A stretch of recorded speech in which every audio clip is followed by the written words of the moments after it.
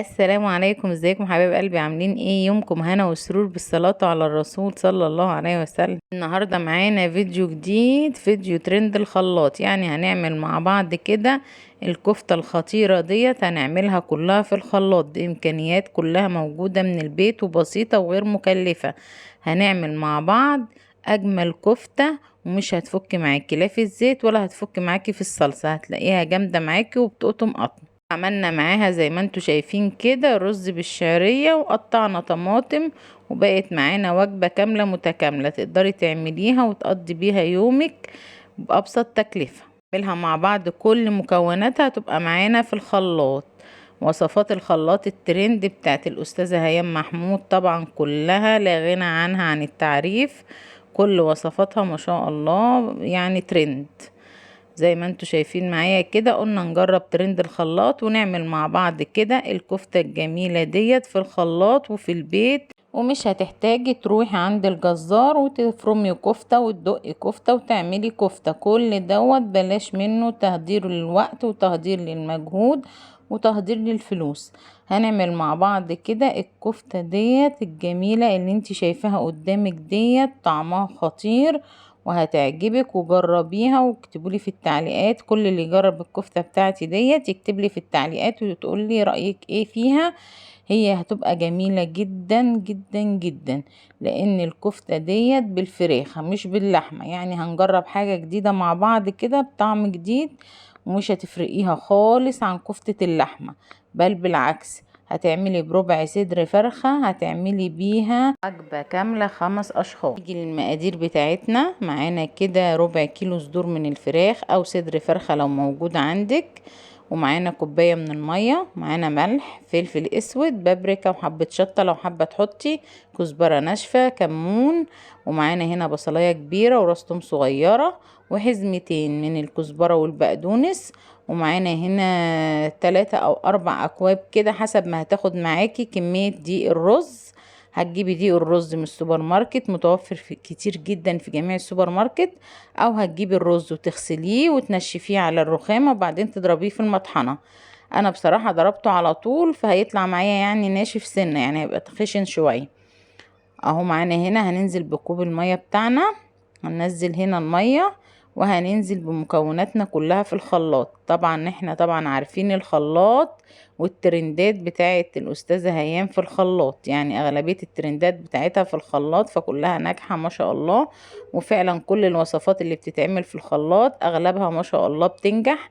علشان كده قلت أعمل معاكم الكفتة الرز في الخلاط. يعني مش هنعملها لا في الكبة ولا هنعملها عند الجزار، هنعملها في البيت وفي الخلاط. وكل حاجة متاحة، كل البيوت فيها خلاطات، وكل البيوت فيها البصل والثوم والحاجات التانية سهل جدا ان انتي بتجيبيها. واغلبية الناس موجودة في بيتها كل المكونات ديت، الملح والفلفل والخضرة. ودي الرز، هتجيبي شوية الرز وتنشفيهم وتضربيهم، يعني حاجات كلها ما شاء الله متوفرة في البيت. هو ممكن تكلفيه هو ربع صدر الفرخة، او لو موجود عندك في البيت فرخة هتجيبيها وتخليها وتعملي بيها كفتة رز. وبكده يبقى انت قضيتي يوم كامل بصدر فرخة واحد او ربع كيلو من صدور الفراخ. وما شاء الله هتعملي وجبة مش هتكلفك 60 جنيه. هنضرب مع بعض كده الثوم والبصل، هيبقى معانا زي العصير كده، يعني نضربه زي العصير وننزل ببقية المكونات بتاعتنا واحدة واحدة. يعني خليكي واحدة واحدة كده في الطريقة بتاعتنا عشان تديكي النتيجة الصح اللي انت حابة توصلي لها. هنضرب مع بعض كده يا حبايب قلبي البصل والثوم، وهننزل بعدها بالخضرة بتاعتنا هنضربها برضو. حابة تقللي الخضرة عن كده قلليها، لو مش حاباها تبقى مخضرة يعني اللون بتاعها اخضر فقللي الخضرة، خليها حزمة واحدة بدل حزمتين. بس انا بحب طعم الخضرة في اي اكل، فالخضرة بتدي طعم حلو جدا. يعني بحب اكترها في المحشي وبحب اكترها في اي وصفة بعملها، الطعمية او الكفتة او السلطة. الخضرة بصراحة مفيدة جدا لجسم الانسان فالواحد بيحبها. يعني مش حابة ان انت تلاقي اللون اخضر بتاع الكفتة، حطي حزمة واحدة يعني من الاتنين، يعني تجيبي حزمتين واقسمي ايه وحطي حزمة واحدة. وهنجيب معانا كده زي ما انتوا شايفين قرن فلفل حار، يعني بتحبي الحار حطي، مش حابه الحار هاتي قرن فلفل بارد وحطيه معاكي واضربي كله مع بعضه في الخلاط. انا هنا حطيت قرن فلفل حار وهضرب كل المكونات ديت قدامكم في الخلاط. الخلاط الترند طبعا لا غنى عنه في كل وصفاتنا الجميلة اللي بتطلع ناجحة معانا. فطبعا كده ضربنا كل المكونات بتاعتنا، وخليكي واحدة واحدة كده، امشي مع الخلاط واحدة واحدة لحد ما هيطحن كله معاكي بسهولة. يعني مش ما تتعصبيش وما تتضايقيش وانتي تتخلقيش على الخلاط، يعني واحدة واحدة عليه. يعني سيب الخلاط يضرب براحته المكونات بتاعتنا لحد ما تنعم وتتجانس كلها مع بعضها. بنضرب مع بعض كده كل المكونات، وهننزل بقى بصدر الفرخة، ولا هنقول مثلا هيمسك معانا في السكينة ولا كلام من ده خالص.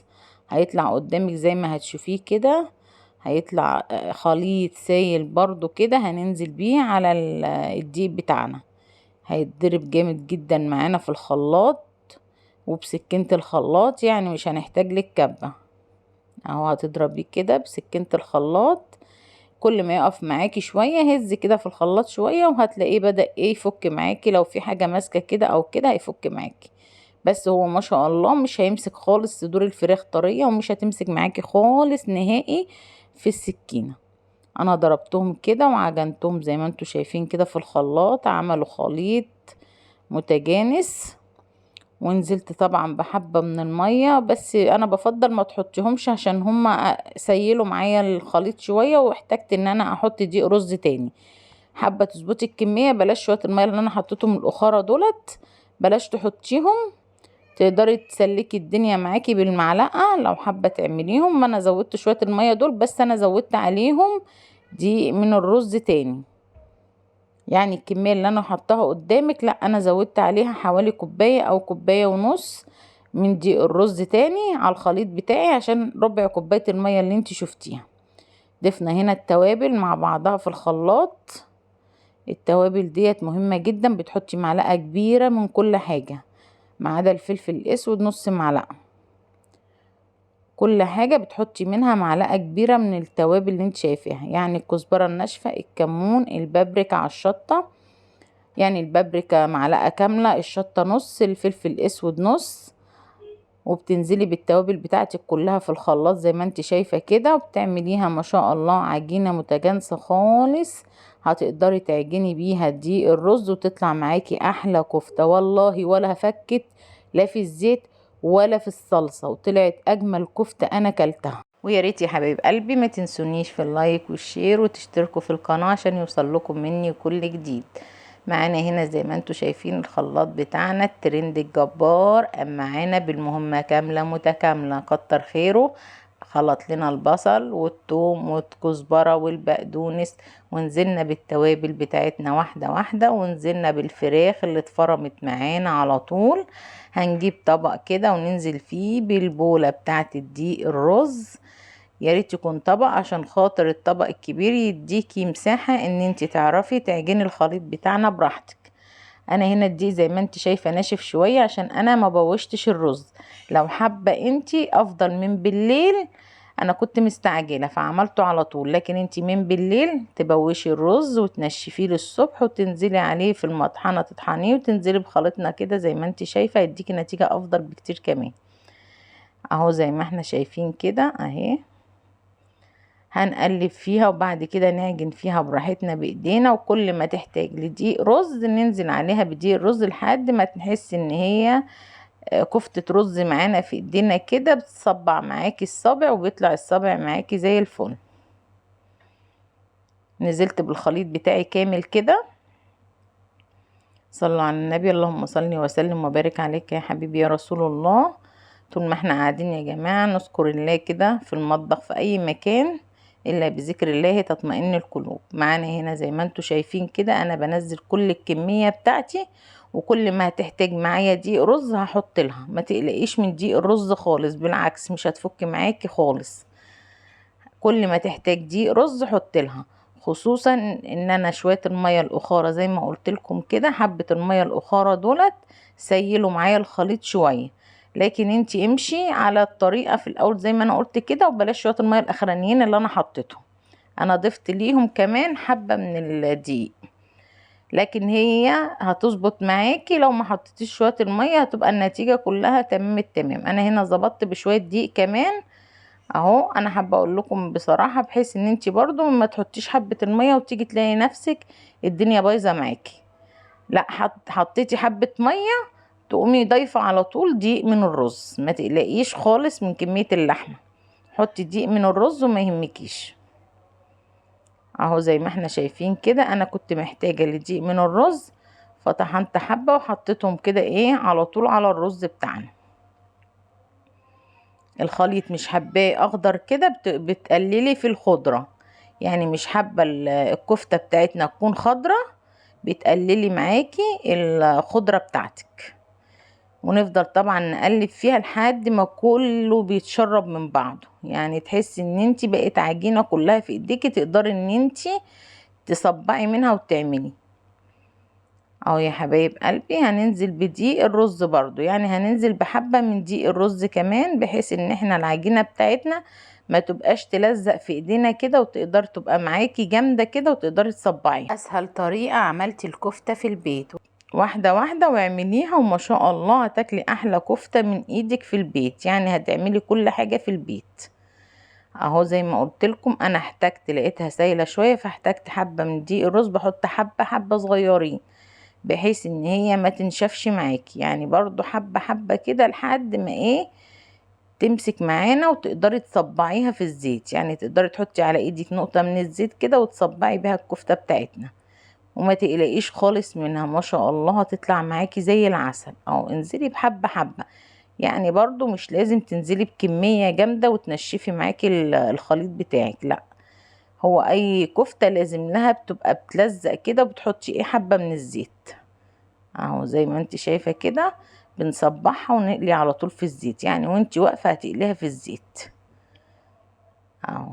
بصي انا كده لقيتها محتاجة، يعني انا كل ما بلاقيها محتاجة للدقيق بحط، يعني انا حطيت لها حبة من الدقيق عشان خاطر كانت لسه فيها حبة المية اللي انا حطيتهم دولت كانوا لسه فيهم عاملين سوائل، فطبعا اضطرينا ان احنا نحط حبة من الدقيق. تمام كده، وهنصبع الكفتة بتاعتنا كلها وهنقليها مع بعض في الزيت، وهوريكم دلوقتي كل الخطوات زي ما هتشوفيهم معايا. هي ما شاء الله طلعت بصراحة والله ولا اجمل من كده كفتة شفتها، يعني انا بقولك الحقيقة وبحلف ان هي الكفتة والله لا فكت ولا سالت، وطلعت طبعا الكفتة لا فكت في الزيت ولا سالت في الصلصة، وطلعت ما شاء الله بتقطم قطم اهو. كده الكمية بتاعتنا، عملنا الكمية بتاعتنا وهنصبحها كلها مع بعضنا كده. هخلص التصبيع بتاعها بإذن الله كده ونقليها مع بعض كده في الزيت وتشوفيها، وهتبقى معاكي كفتة عظمة، يعني حاجة ما شاء الله اللهم بارك، تستاهل ان انتي تتعبي وتعمليها في البيت بأسهل حاجة وبأسهل مكونات معاكي، مش هتغرمي. حابة تعمليها باللحمة، بتجيبي اللحمة المفرومة وتحطيها في الخلاط مكان الفراخ اهو.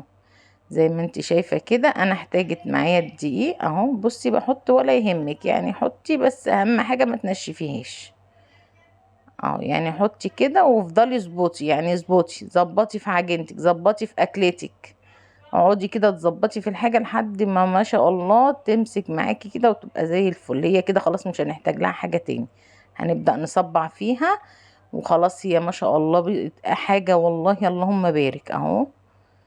خلاص كده هي مش هتحتاج معايا اي حاجة تاني ان شاء الله، وهتظبط معانا وهنصبعها وهتبقى زي العسل. ما تنسوش يا حبايب قلبي اللايك والشير وتشتركوا في القناة عشان يوصل لكم مني كل جديد.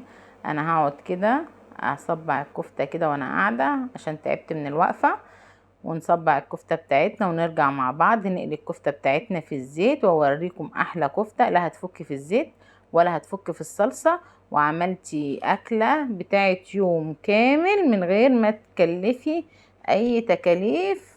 هتبقى معاكي وجبة كاملة متكاملة في حدود 60 جنيه، يعني مش هتزيد معاكي عن كده.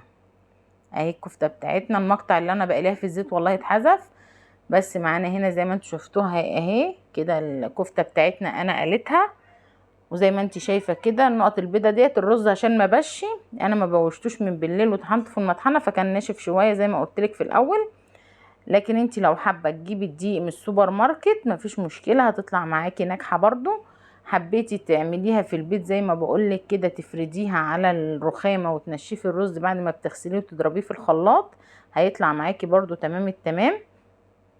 حبيتي يا حبيبة قلبي تعمليها زي ما انا عملتها كده ومستعجله، وهتضربي الرز على طول وهو لسه طالع من الشكارة على طول، وهتضربيه على طول في الكبه وتعمليها تطلع معاكي كده برضو هتطلع ناجحه معاكي. وهنا حمرنا بطاطسيه مكعبات، لازم تديها صدمه في الزيت عشان ما تعملش ايه معاكي نشا وتخلي الصلصه بتاعتك بيضه. هتحطي بطاطس مع الكفته، اهم خطوه في البطاطس مع الكفته ان انت تقليها في الزيت، تديها صدمه زي ما انت شايفه كده وتقليها معايا في الزيت اهو يا حبايب قلبي. ده كده انا قليتها بعد الكفته، يعني شايفين منظرها عامل ازاي. انا قليه البطاطس دي بعد ما قليت الكفته، يعني ما فيهاش اي ترسبات من الكفته خالص، ما شاء الله البطاطس طالعه جميله والكفته بتاعتنا طالعه جميله. وطبعا يا حبايب قلبي الكفته دي مش كل الكميه، احنا ما شاء الله كنا قدها واحنا بنقليها على البوتاجاز، اللهم بارك الولاد سحبوها كلها. فطبعا اللهم بارك مش دي الكميه خالص، الكميه بتاعتنا اللي احنا عملناها ديت يعني طبق كمان زي دوت. فما شاء الله يعني لو انت بتقلي وما فيش اطفال جنبك هتطلع معاكي ضعف الكميه ديت. بس انا ما شاء الله اولادي واحنا قعدنا اكلنا منها وهي لسه نازله سخنه، واللهم بارك طعمها جميل جدا. وهنا كده هننزل مع بعض بالبصله وهنعمل التسبيكه بتاعه الصلصه بتاعتنا. وهنا نزلنا ببصلايه كبيره متقطعه مكعبات صغيره مع معلقه من السمنه مسيحينها على معلقه من الزيت، اي حاجه زي ما تحبي، عندك سمنه حطي معلقه سمنه ومعلقه زيت، حابه تحطي دهن حطي، حابه اللي انت حابه كله حطيه. هنا انا حطيت معلقه من السمنه ومعلقه من الزيت الذره، وهشوح البصلايه بتاعتي فيها كده وهظبط بصلتي خالص كده بتاعه التسبيكه. مش لازم تحرقي البصله، يعني البصله تبقى ايه فاتحه شويه اهو يا حبايب قلبي. نفضل نقلب كده في البصله مع بعض، صلوا على النبي اللهم صل وسلم وبارك عليك يا حبيبي يا رسول الله. وهنزل كده بالطماطم بتاعتي اهو زي ما انت شايفه كده البصله تبقى فاتحه، عايزه الصلصه فاتحه بصلتك تبقى فاتحه. هننزل مع بعض كده، دي طماطم كنت مفرزاها معاكم اهي زي ما انتوا شايفينها كده، عندك هتلاقيها على القناه تفريز الصلصه اهو، وهتلاقيها احلى تفريز صلصه وهتطلع معاكي فاتحه وجميله في الطبيخ، وهتلاقي طعمها حلو ومسكره. وهنزل كده بحته من قرن الفلفل الحار ان هي تدي طعم للصلصه، برضو احنا بنحب الحاجه يعني شويه مش هنقول حراقه قوي بس بنحبها برضو ليها ايه تدي طعم للاكل. هننزل مع بعض كده بحبه من الميه، عندك شوربه بتطبخي طبيخ جنبها يعني اللهم بارك، عندك طبيخ مثلا هتعملي جنبها لحمه او فراخ بتنزلي بكوبايه من الشوربه على الصلصه. وبننزل بالبطاطس كده تاخد غلوه واحده بس، ما فيش مشكلة، حابة مش عايزاها تاخد غلوة حطي دي مع دي. بس انا هنا عشان البطاطس بتاعتي كانت ناشفة شوية من اللي هي بتاخد سوا سنة، فطبعا حطيتها خدت معايا ايه غلوة على النار. انتي بقى البطاطس ساعات بطاطس بتبقى ما بتستحملش، انتي حطي دي مع ديت وهتطلع معاكي برضو احلى بطاطس، لان احنا كده كده مديني البطاطس بتاعتنا صدمة. مش حابة تعملي بطاطس مفيش مشكلة، حطي الكفتة على طول بعد ما تتسبك الصلصة. بس انا عشان اضاعف الكمية فطبعا حطيت بطاطس لان معايا ولادي وجوزي بيحبوا البطاطس في الكفتة، فطبعا حبيت ايه اضاعف الكمية برضو عشان كانها واحنا بنعملها على البوتاجاز، فقلت بالمرة نضاعف الكمية بطبق من البطاطس ونزيد الكمية بحيث ان ايه تكفي الكمية معايا وجبة كاملة للعيال اهو يا حبايب قلبي.